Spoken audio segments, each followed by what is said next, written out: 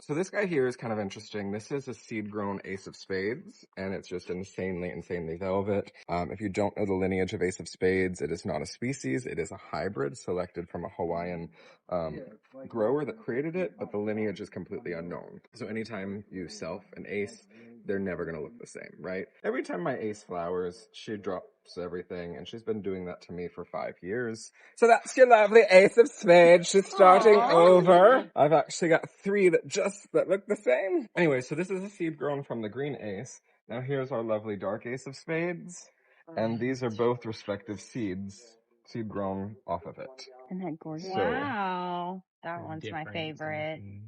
This one's my favorite. Really? Yeah, it's really dark, quite iridescent, emerges with a whole lot of red.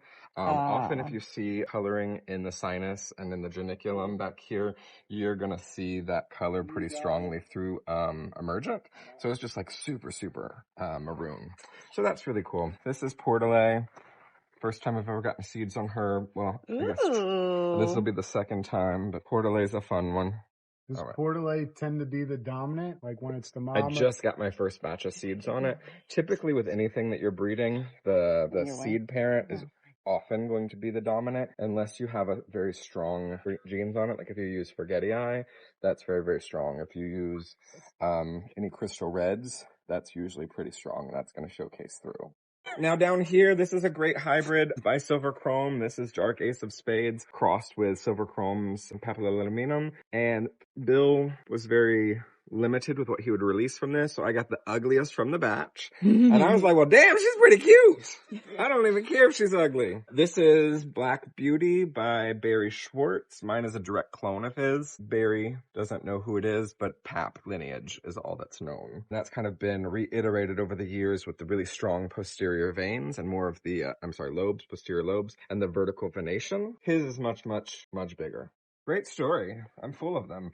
All right, and this is a really cool one. Love them. And I fully embrace that we can have 50-mile-an-hour winds come through here, so they're not perfect. But this is what is going by Green Papillominum. Really fantastic posterior lobe. Super velvet. And again, that vertical venation. This is somebody else. This is Dolichiostachegagium. Something like that. Wow. She catches the wind all the time.